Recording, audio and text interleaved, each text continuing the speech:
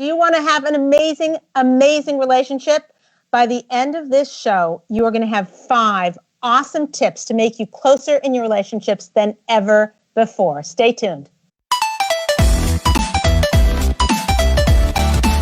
Great. I want to start with a story. So the beginning of the story is the governor of Texas is going on vacation with his wife, and he's been governor for like 8 or 10 years, and they got a great relationship. He's never seen Texas. They decide they're going to take a tour of Texas, and he's got this big silver Cadillac or whatever, right? Isn't that what they have with a big hat? So he's in Texas, and they're driving along the freeway, and they're talking and having this great time. They pull up. He sees he's out of gas. He needs some oil.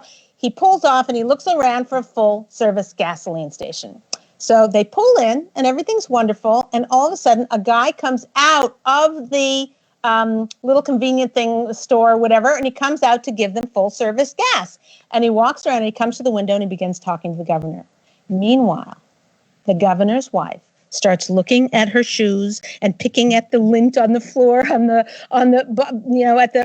by her feet. She doesn't lift her head the entire time they're getting oil and gas and whatever. They get back on the freeway and the governor says, I just, that was the weirdest experience. But let me guess something. You were engaged before we got married. Isn't that right? She goes, yeah, that's true.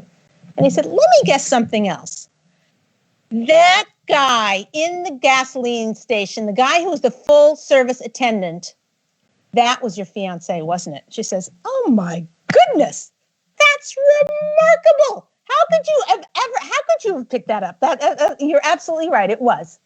And the governor says, let me guess something else. While we were talking, you're sitting there thinking, oh my goodness, if I had married that guy, I now would be the wife of the guy in nowhere, Texas, being the wife of a gasoline attendant. Isn't that what you were thinking, dear? And she says, no, actually, that's not what I was thinking. And he says, really? What were you thinking? She said, I was thinking, my goodness, if I had married that guy, he would now be the governor of Texas. Okay, so that is what we're going to learn today. Now, we all know that having a husband who's the governor of Texas is small fiddles for what we're able to do, what we're able to accomplish in our lives, what we're able to create in this world, in the next world. So that's a small fraction, but it gives you just a flavor of the power of a woman, what we can do to build our homes into the kind of home we want to start. So I want to start with a story of, I'm going to just very quickly, before we get into the meat and potatoes, I'm going to give you like 3 or 4 real good points that are important to understand about what we're doing here. So the Ladies TalkShow started, this is about 8 years ago when we were forming the Marriage Campaign, which is our nonprofit organization. What we're thinking, if any lady who's watching or listening, you walk into the local McCulloch, the local market of on your corner, or the little store, the little kosher store, the little place you go to buy your groceries, and you walk in and you see the very first woman you see, and you say to her, excuse me, ma'am, can you please tell me, what is our Masorah? What is our Jewish tradition for keeping kosher? I want to keep kosher. What do I do? Says, oh, you need meat, you need milk, you need these kind of pots, you need that. These are the hechshers you need. She will talk your ear off for 2 hours, okay, literally, and answer all your questions. She'll know it like the back of her hand. Fine. Now you ask her, can you do me a favor? I want to know a little bit about Shabbos, about the Sabbath on Saturday. What do you do? What does it entail? What's our Jewish tradition of Sabbath? She'll say, oh, you need to have cholent. You need to have challah. You need candles. She'll give you a whole 2-hour explanation, answer all of your questions. She knows it like the back of her hand. Fine. Now you turn to her and you say, excuse me, can I just ask you one more question? What is our Jewish tradition for Shalom Bayis, for marriage in the home? And she'll be like, let me get back to you on that one. She will not know the answer to that question, okay? Ladies, is this right? I mean, I tell this to, I just spoke to 500 people. I'm like, right? And everyone's like, Oh my goodness. I'm like, if I called any one of them up and said, oh, come here, come on up, let's hear, give us 5 things. Nobody, this is not common knowledge. How could that be? It is the single most important thing for her happiness. Shalom Bayis, understanding marriage harmony. And by the way, Shalom Bayis, I've asked a lot of Gedolim, that means peace in the home. So if you're single, divorced, or whatever, wherever you're holding, wherever you are in life, you're not married yet, you're going to be married, you need to know how to have shalom. What's God's rule book? What is our rule book for this? And what happened is, I was finding anyone I was talking to, left, right, and center, nobody knew a solid, like forget about like the back of their hand. They couldn't say 3 things. Now, maybe you can, maybe you're smarter, whatever. Email them in. We'd love to know more. But I'm just saying, on the average thing, our Masorah that was given at Har Sinai, that was passed down from generation to generation, people don't have. So I flew to Philadelphia. I went to see Rav Shmuel Kamenetsky, and I said to him, excuse me, Rosh Hashiva, I believe, my name's Leah Richeimer, and I believe that the avoda of our generation is Shalom Bayis, is marriage and the peace in the home. And he says to me, Mrs. Richeimer, what exactly is your source for this? And I said, I was kind of hoping that the Rosh Hashiva would be my source for this. So he laughed, and I said, listen, everyone's running after so many things. There's internet addictions. There's modesty with clothes. There's kids who are not going in the right path. There are lashon hara, gossip problems. There's so many problems with our nation, and everybody needs to work on them. They should continue to working on them and double down and keep working on them. But Rosh Hashiva, if we worked on Shalom Bayis, people would have so much comfort and connection to their spouse and to God that a lot of the problems in our nation would disappear. And he said, Mrs. Richeimer, that is correct. You need to teach our Masorah to as many people as possible. Okay? And he said this to me. He said, 1 candle should light many candles. So, which was, that's a tall order, because I hate to see myself so much of a candle, but if I don't, my rabbi said, if you don't do it, nobody, you got to go. So here's what I did. I wrote this book, Marriage Secrets.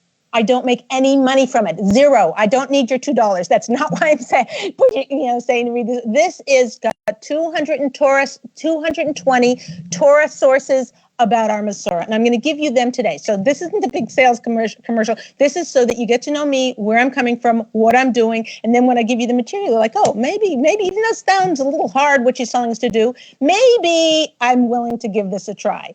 In the last 3 months, we've had 750,000 views, almost 1 million views of people watching these shows and learning our Masorah. So I have to say, it's politically incorrect in today's day and age. I mean, I'm giving over straight Masorah. It's 3,000 years old. I've got all the sources. I've got all the, everything's lined up with exact page numbers of everything I found and where I found it. Okay.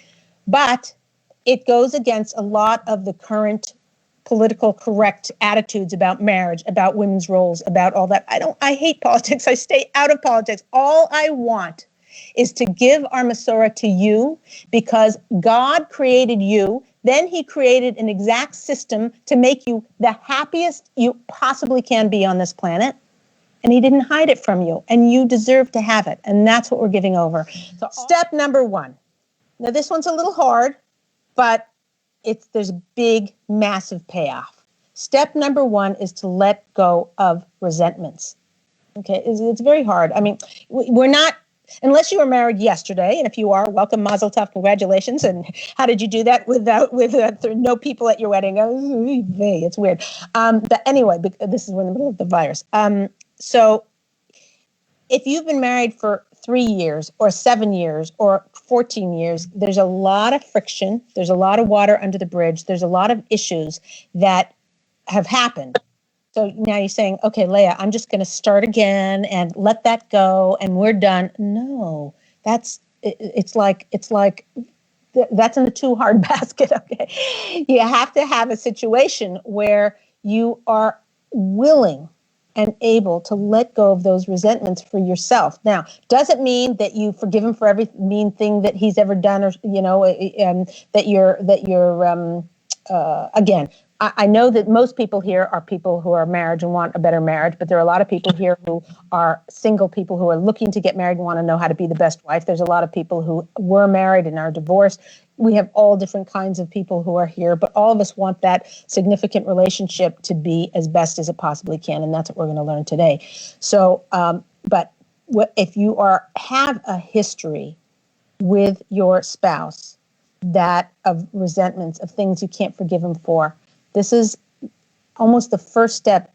Not that you have to forgive him starting today, but starting today, if you can try and rebuild the hope that you once had, that hope, that feeling, when you first got married, you're like, the whole world was your future and whatever, and you had this everything to look forward to. And now, after he did this, and you were giving birth, and he didn't show up till 2 hours after the baby was born because he was there, and he told him not to leave, and he did, and whatever, all kinds of things that we hold on to so deeply. Emotionally, and it makes it very, very hard for us to move on. So the whole issue, and we have many shows on communicating, and we'll cover how to communicate those things to get over those things, so you don't have to forget them. But there are a lot of tools we're not going to cover today. There are a lot of tools in terms of how to, if you make your husband wrong for everything he ever did, he's just going to feel defensive and go crawl, go away, right? If you, but on the other hand, if you pick one thing and say, this is we all have to pick our battles. Let's say you have 10 things that are upsetting about your husband. If you pick one thing that is your hardest thing to get over, right?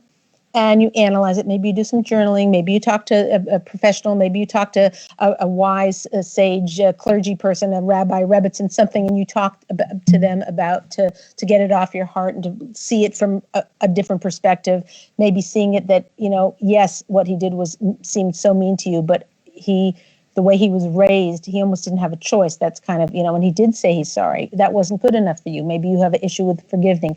So there are a lot of deep issues there. But the step number one to getting closer is to let go of some of these resentments and to work on it. So when the put that on your list, I want to let go of resentments. And then we'll have many shows talking about how to do that, and we already do. You can look them up. But the key thing is to understand how important that is. Okay, the Gemara says, "Whoever's willing to forgive and forget, Hashem deals mida keneged mida," which means, Sarit, how do you translate that? Mida. Well, it's an arm for an arm. I don't know.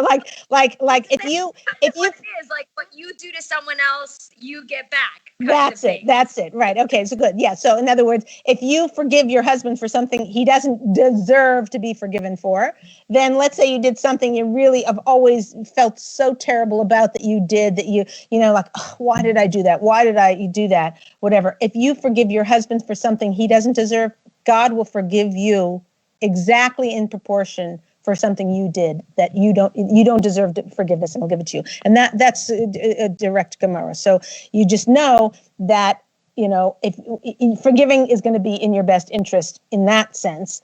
Sometimes it can be very hard, but the key to understand is that forgiving isn't it's not in.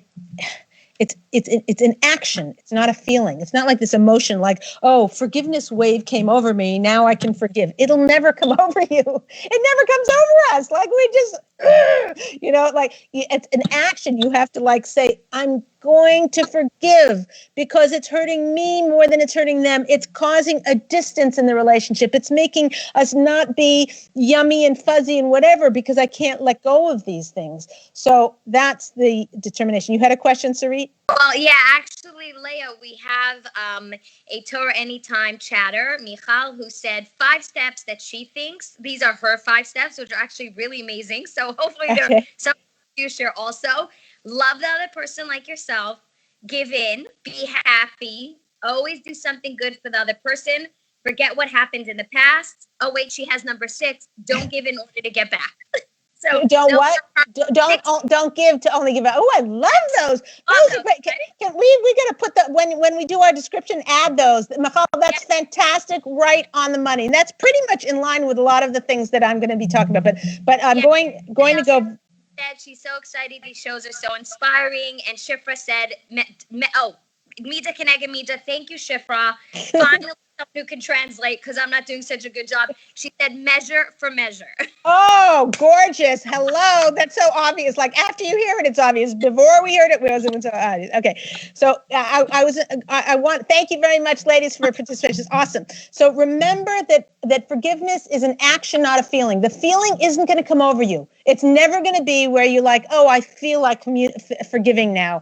So you just got to do it. And look for the good. Why might they have done what they did? I had a student and she came to me and she said that, her husband was always taking his mother's advice before hers. And even to buy a couch, she wanted this couch. Her mother-in-law said, oh, that one's better. It's more durable or whatever. So they bought that couch because that's her father. So she always had this resentment and anger towards her husband for taking his mother's side.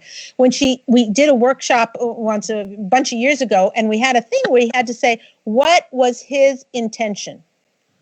So she thought about it and she's like, his intention was kibbutz aim, to honor your mother. That really, really was his intention. And she got like, wow, I'm glad I'm married to a guy. Okay, it was misguided. He's supposed to leave his mother's home and cleave to his wife. What he did, it was incorrect, probably. I'm not a judge and a jury and a post-sec, but it probably wasn't correct, his decision to buy the couch his mother wanted, not his wife. However, when she understood the deep reason of why he did what he did, it helped her ease that anger, that lack of forgiveness, that bearing the grudge. She was able to ease up on it. I have an email somewhere she wrote me a few years ago. Okay. The other thing is to judge favorably. It's so easy to point finger and say, hey, you did that. That's just, and then if we were to really take it on ourselves and say, if I was in the exact same situation, standing where they're standing with everything converging at once and overstressed and overburdened, isn't that exactly how I would have behaved as well? So it's kind of like stepping into their shoes, judging them favorably in a way that, which always, if you ask yourself the question, how would have I behaved? But then that could be trouble because you could say, well, I would never have done that. I would have been this great, whatever. Okay, so I get it. But if doing that helps you to see, maybe I think that's who I would be. But reality is, if I was standing in their shoes, faced with those same situation, I probably would have acted exactly the same way. So step number one is let go of past resentments. Not such an easy thing. Starting to work on it. You have to understand one thing. We're going to go through some really heavy duty things. These are all try this at home. It's not like you have to be perfect in 2 instances. But if this allows one resentment that you can let go of, that'll be worth it in terms of closeness. Okay, number 2. Any questions on that, before we go on? Yeah. Ilana's asking for her sister on Torah Anytime. She said her sister's husband has issues with saying I'm sorry and that he's wrong. And it's actually very hard for her sister because she never gets that apology. She never gets that. He just sort of will pretend it didn't happen or just move on. And basically she never feels that he really is sorry for what he did. That's excellent. So I don't know if his behavior changes or his behavior doesn't change. We don't have the sister on the line to ask that specific question. But here's a gorgeous, gorgeous thing. Some of you are going to be hearing this for the first time and you're going to be, Leah, that'll never work. For like 90% of marriages, this will work. 10% it won't work. And okay, so but for the 90%, here's the secret for that. If your husband can't say sorry, he has a hard time saying sorry, has a hard time again, and it never goes clunk. Like no matter what, he's like, okay, I'm sorry. Like, really, that's it. You have to have a conversation with you can have a conversation with your husband and say, listen, I get it. Saying you're sorry is hard for you. And, and maybe if I grew up in exactly your shoes, I would have the same thing. And I don't want to judge and I don't want to be harsh on you. However, I need to hear sorry. So if it's okay with you, some husbands will love this, some will hate it. So you have to know your husband. If it's okay with you, from now on, when I really need to hear a deepest sorry, I'm going to say it the way I need to hear it. And I'm like, what do you mean? So, last night when you left, I told you this is our last milk. Don't leave it out on the kitchen table. I'm making a stupid example. I have a lot of stupid examples, but at least you get to show what I'm saying. Last night when I told you before I left the kitchen, I said, make sure to put the milk in the fridge, and you didn't. And he'll say, yeah. And so when I told you, listen, I have no milk for the kids for breakfast. I have no milk for myself for breakfast. Come on, I told you. And you said, oh, sorry. And you left the room. I was still like, I didn't feel like I got it. So if that happens in the future, what I'd like to say is, when you say, oh, sorry.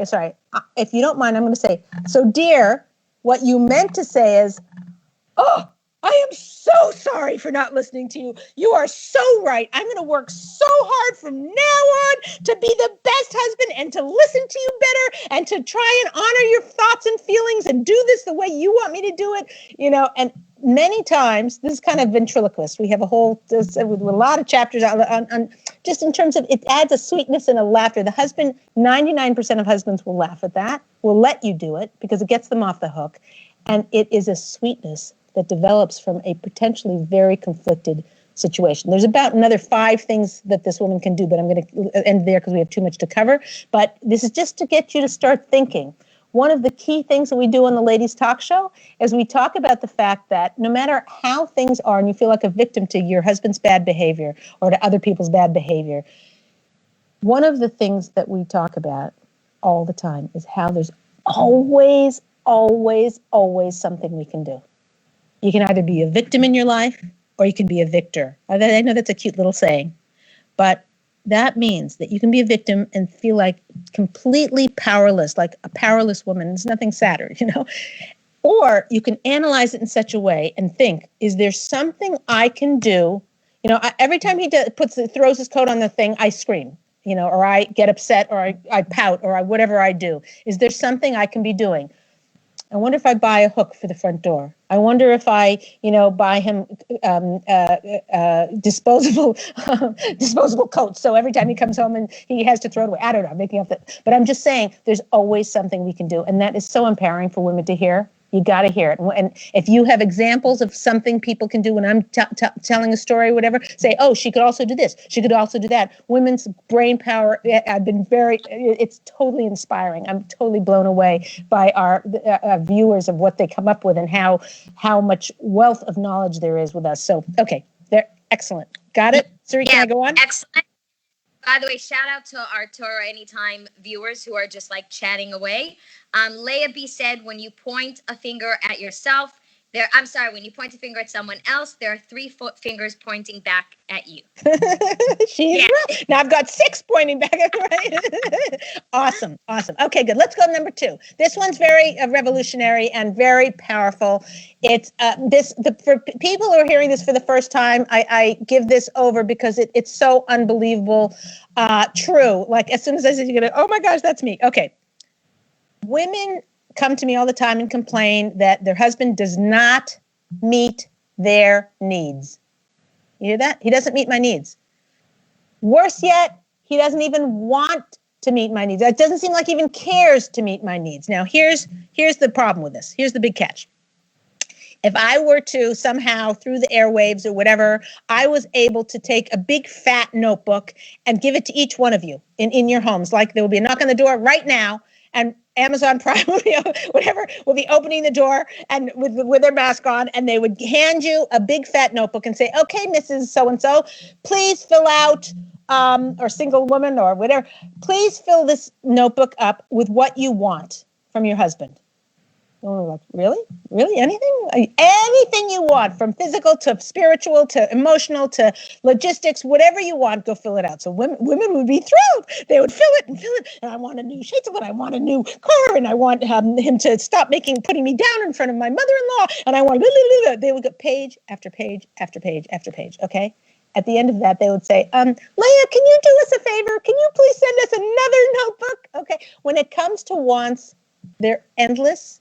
And women have a lot of them. In fact, when some of those ones get filled, more pop up, and you think you want something and a husband gives it to you and then you're like, it didn't really do it. If I were to, on the other hand, send an index card Okay, little tiny index card. Do I have, whatever. And send an index card. Knock on the door from Amazon. They hand you an index card and say, okay, Miss, write down what you need to be happy. And we're like, okay, fine. Thank you. Can I do this later? Okay. Believe that I've done this in audiences of hundreds of people. Okay. This is the understanding what our deep needs are is at the farthest from our mind because it's all mushed together in wants and needs. And here's the problem. We are treating our husbands like a vending machine. No joke. We tell them all our wants, all our needs, everything that we are feeling. We're constantly like wanting more from our husband. And the guy gives up. Like people say, but he doesn't meet my needs. He doesn't even seem to care. Why? Because no matter what the guy does, he's never going to make you happy. What's the solution? We got a solution. The solution is for you yourself to understand what your needs are. You figure out what your needs are. Because here's the thing. Once you know what they are, that's the key to happiness. I mean, look, there's a lot of keys to happiness, but one of them is rather than demanding 25 different things from your husband, you know what you deeply need. I had a woman, and we were doing this exercise, and she wanted flowers for Shabbos, and her husband always forgot, or last minute, or he had, whatever. He'd come in, and they're wrapped in cellophane, and now just when she's getting, the kids finished to shower, and whatever, she's got to open them and make the vase and whatever, and it never worked. The flower thing just was not working, but she felt like, she kept demanding it of her husband. When we did this exercise, she realized, I really don't even need flowers. I want flowers. Yes, I'd like to have flowers. But compared to what I really need, that like pales in comparison. And what it turned out with this particular woman, what she really needed is a husband who was there for her when she needed. She was an emotionally needy person, who aren't we all? So but sometimes she'd call him at work and she'd really be needy and she'd be having an issue with either a kid or her work or something. She was a graphic designer, something like that from home. And she needed him at certain times. And he always would say, he had his own business. I'll call you back. I'll call you back. I'll call you back. What she really needed is she needed to say, this is one of those times I need you. Can you talk now, 5 minutes or 10 minutes? And then he would say, 10 minutes, give me 10.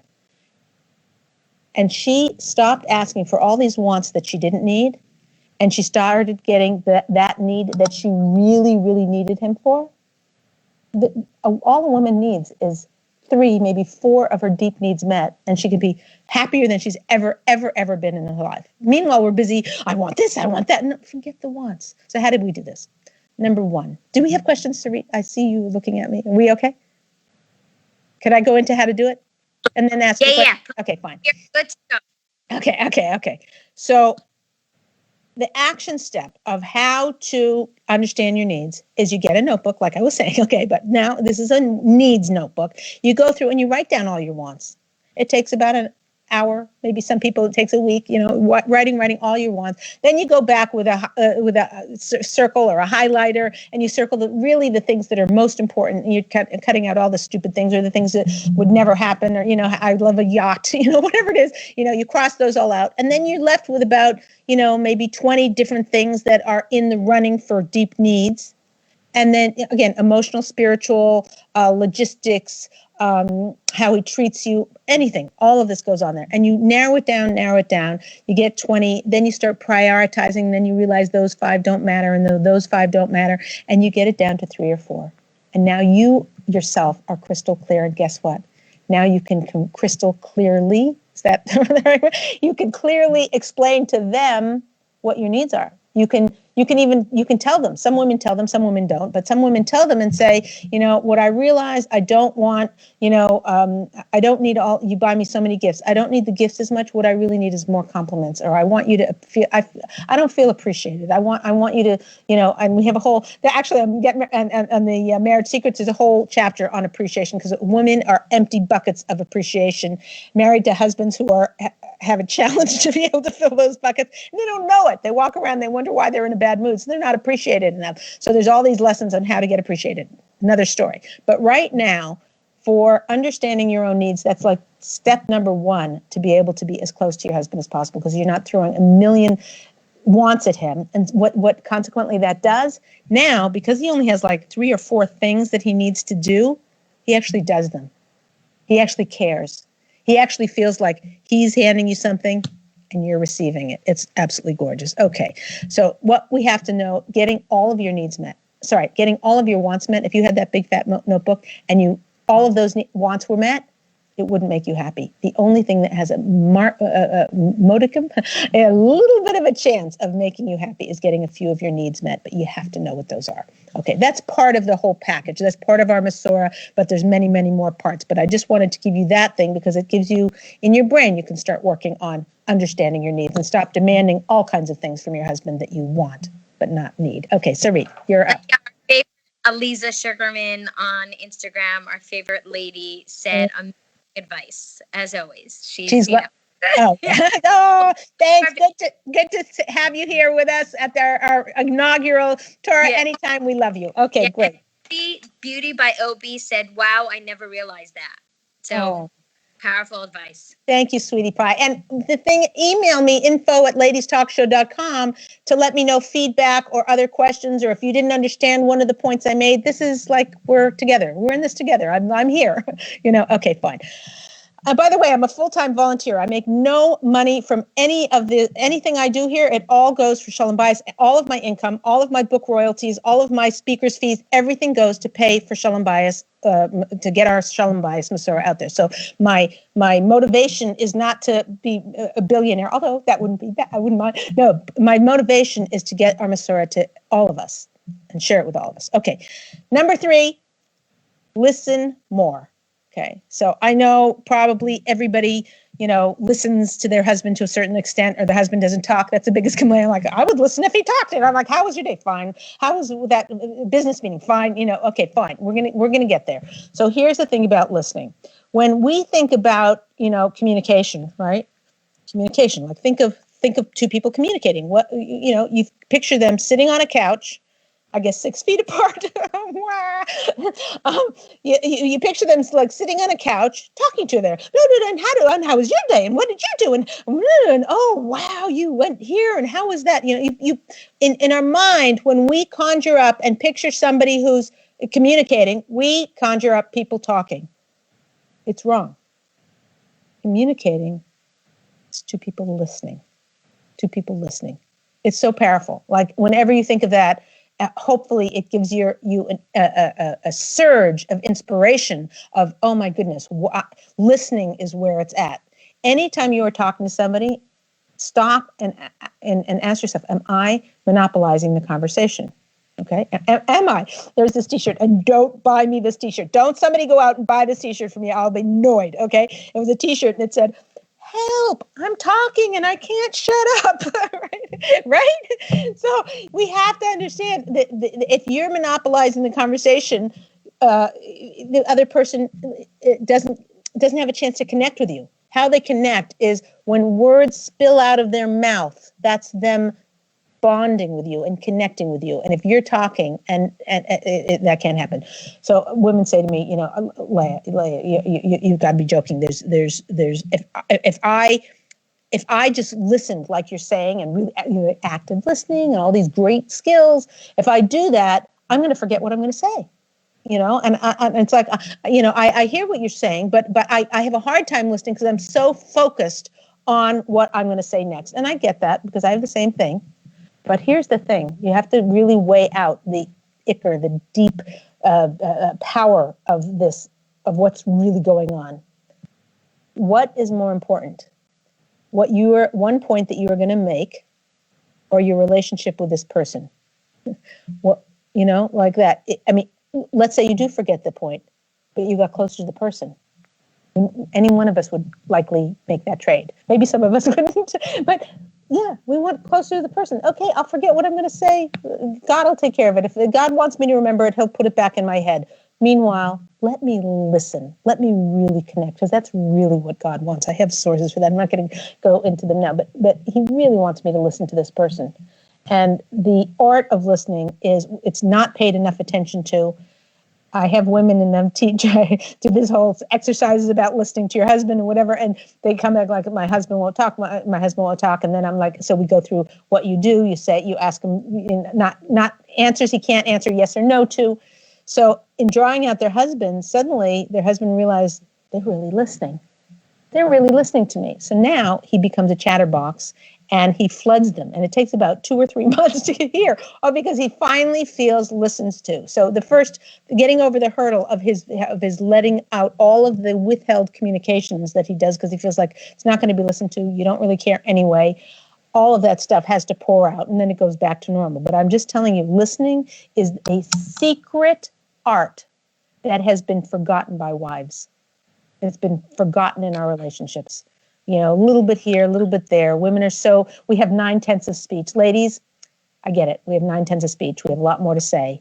If you use all those 9/10 of speech on your husband, you'll give the guy a headache. I used to say you'll kill the guy, but then I got scared to say such a thing. But I'm saying, don't use it all on your husband all at one time. Listen. Practice listening. This is one of the secrets to unbelievable, I can't get my fingers closer than this. Okay. Unbelievable closeness in your marriage is from listening to your husband, asking him more, asking about his business. I had a woman and she said, the homework was for her to go, and she was in a workshop I gave, to go home and listen and then report back. Listen to your husband and report back. And she said she sat down on the couch. She knew she had to do the homework. She was determined to do the homework. And her husband talked her ear off for 2 hours about his business. She said he's an accountant, so boring about this politics and this, and they did the inventory, they reversed the inventory and they calculated the numbers and whatever. She said she had to bite the inside of her cheek to try and stay awake during this conversation. But then she said she went into her kitchen and they had gone to Costco the week before. So they have Costco everywhere. Anyway, they went to this big warehouse store and they had bought all these cases of water bottles that were sort of sitting next to the kitchen counter.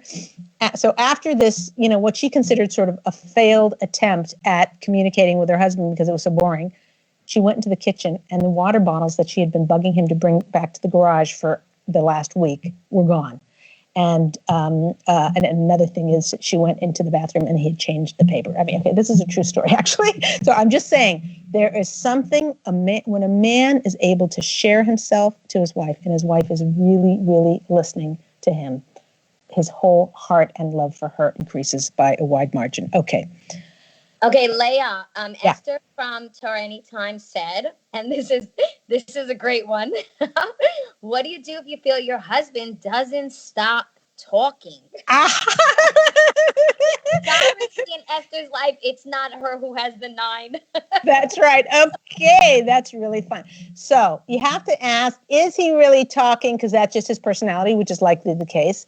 Is he talking all the time because he doesn't feel heard? And you can tell this if someone repeats themselves and keeps repeating themselves, a lot of times it's because they felt like it never went in.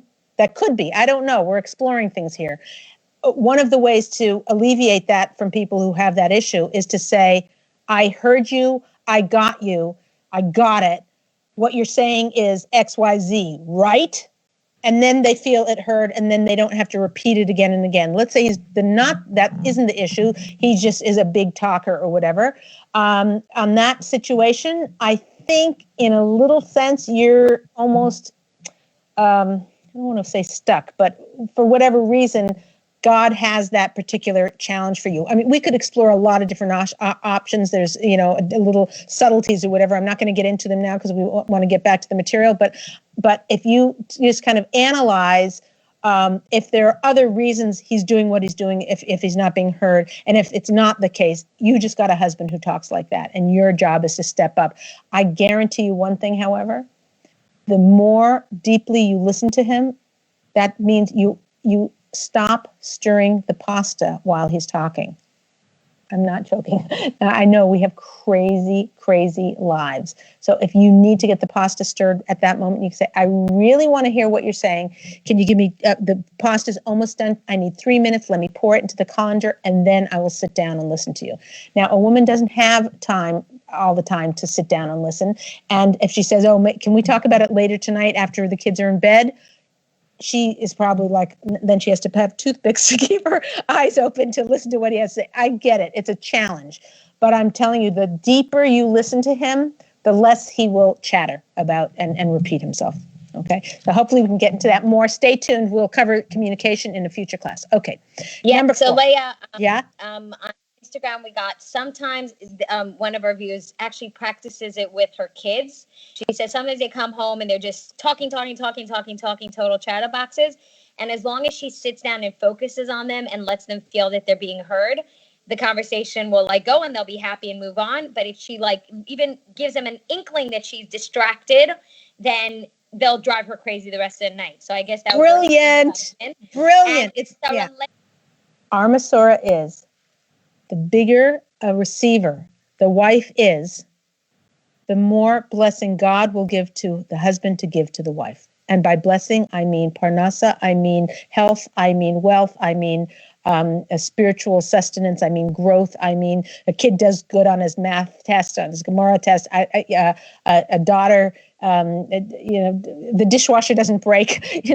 That's what I mean by blessing. Okay, the more I'm a receiver teacher, basically. That's what I do. I teach how to be a receiver, and it makes a woman extraordinarily happy. I cannot go into my little market without getting like 5 hugs. You changed my life, and you gave me a new husband. Are you, whatever. Excuse me. And they're thanking me. It's like, this is not Leah Richeimer. This is a 3,000-year-old tradition of success. It's bulletproof. It's guaranteed. God created us. Then he told us exactly what we need to do to be the happiest we possibly can. And this is being a receiver. So in that woman where she says, my husband doesn't pitch in, my husband, whatever, as you start to be more of a receiver, guaranteed, your husband will be more of a giver. Now that is in a normal, mentally healthy, stable relationship. For anyone who is watching this who has in an abusive situation, there are certain criteria. You need to talk to a mental health professional to find out what that is, whether it crosses over the line to normal, to mentally unhealthy or abusive relationship. Anyone who is in an abusive relationship, a lot of these tactics won't work because you're dealing with somebody who's not whole. So if you have such a situation or you think you might be in an abusive situation, I personally beg you, please get the help you need. You cannot do it alone. You need a trained therapist, a licensed practitioner, a rabbi, a rebbitzin, somebody who is very, very smart in these areas who can help walk you through it. That is not me. I'm not a licensed clinical practitioner. Okay, and those issues are way above my knowledge base. I know when to see, I was going to say I know when I see it. I actually maybe don't. I'm not trained in it. But if you yourself have a little inkling question, if you're being in an abusive situation, please get the help you need. I'm not talking to this woman who at all. I'm just, as an aside, I wanted to mention that in this show. And so I just thought of it now. But anyway, let's get back to our Masorah is a giver and the receiver. I'm going to train you to be the best receivers you have ever laid eyes on. That's what we're going to do. You're going to be awesome. We're going to all be great at this. And the thing about being a receiver is you're finally going to have that feeling of fullness, of satisfaction, of joy, of having the maximizing your own potential. It's not like life is perfect, but as much bracha and as much blessing that can come to your house as possible. That's what you have control over that, and we're going to teach you exactly how to do that. To answer her question, which was, sorry, I got up now. What was her question? Hello. The usual question of so many of our women. Yeah. If we're doing all the work, but we don't get our husband to reciprocate or do any work, how is this going to help? So this is by being a receiver. As things go on and you're more of a receiver, your husband's going to start totally coming on board, guaranteed. I have thousands of students who wrote emails and this and letters and index cards and whatever in classes I teach publicly, and it's a transition of self and a growth and journey that we'll be on together. But it's not like only then you'll start seeing wonderful things. You're going to immediately, like after the show, you will never be the same. Like you'll go home You are home. Everybody's home. You'll start seeing things in a different way, and things will start shifting. Because already, just by hearing what I'm saying, you're already a bigger receiver than you were at the start of the show. Okay, Leah. No, yeah? I know you're gonna have to take your an hour and a half allowance on Torah Anytime, because you've got a lot of questions. Torah Anytime. Michal said, so how do you become a receiver? Which again is its own show, but maybe you can give like on standing on one foot. And Shifra asked, how do you know if you're enough of a receiver? That's fantastic. Okay, so I'll answer the second one first, which is you never are enough of a receiver till 120. That's our avoda, and that's our job, that's our work, that's our whatever. And the more of a receiver you are growing. Like, can Hashem fill, like, okay, can he fill this cup with blessing? Of course. Can he fill your challah bowl about this big, right? Can he fill that with blessing? Of course. Can he fill a bathtub full of blessing? Of course. Can he fill a swimming pool full of blessing? Of course. Ladies, he can fill an ocean of blessing. So the only limit to the amount of blessing you have in your home is the amount of a receiver you are. And standing on one foot, this is such a huge topic, and we're going to cover it a lot because it's gorgeous and it's guaranteed and it works and it's beautiful. Standing on one foot is to show appreciation for the gifts that you get. So in other words, whatever your husband's giving you,